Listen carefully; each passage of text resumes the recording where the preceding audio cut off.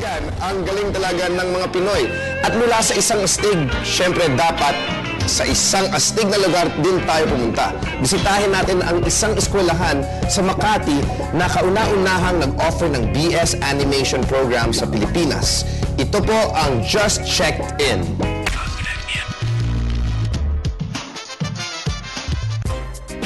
Hello guys, narito ako ngayon sa Makati dahil binisita ko ang only college in Ayala Avenue. Welcome to iAcademy.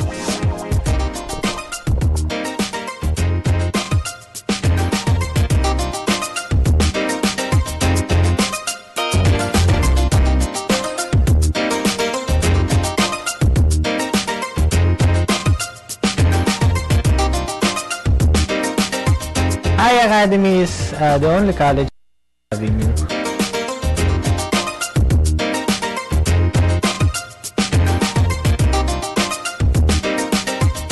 We offer highly specialized and degree programs such as BS Animation, the first in the Philippines, BS Game Development, Multimedia Arts, Software Engineering, and many more.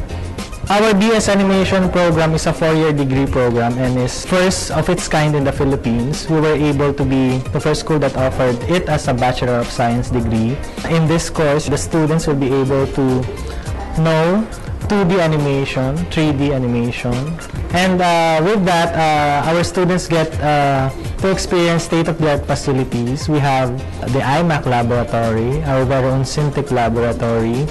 We also have the traditional lightbox room for our artists. And then we are also the official training partner of Wacom, the quality maker of pen tablet and Cintiq machines. And apart from that, we were also identified by IDM as the Software Center of Excellence in the ASEAN region.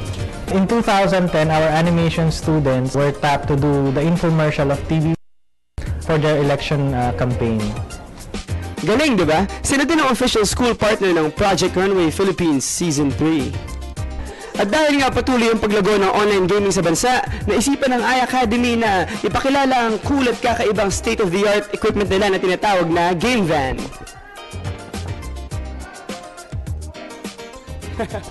The iAcademy Game Van is an 18-seater technology ambassador of iAcademy, which houses state-of-the-art facilities. We have 9 different LCD TVs with different console games. We also have Wii, Xbox, Kinect games, where students get to experience the real world of gaming.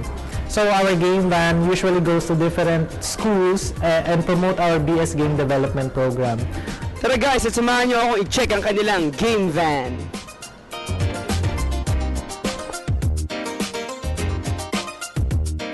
So, ilan po ba ang kasya dito sa Game Van? Kasya dito ang 18 na katao, 18 students, yes, and sabay-sabay sila maglaro. So we have 9 LCD TVs with different games. Ayan, may Xbox, meron tayong Wii, may Kinect. Ano, parang may break yung mga estudyante, no? Yes, yes. Most of our game development students, dito rin sila nagka-class para at least they get to experience and be more encouraged to create games. Yeah. So, because with the right environment, syempre mas gaganahan yung mga game developers na mag-create ng new games. Kanino ba kayo boto sa laban na to? Syempre sa'yo. Yan, tingnan nyo kung paano ko lang pasuyin si Joe, ha? So again, I would like to invite every one of you to please visit our campus and experience the state-of-the-art facilities. You can find us at www.iacademy.edu.ph. Follow us on Twitter and then like us on Facebook. Ayan mga kababayan, may isa na naman tayo natuklasan ngayong araw.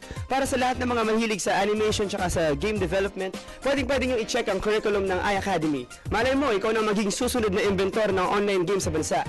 Ito nga pala si Abra para sa Just Checked In.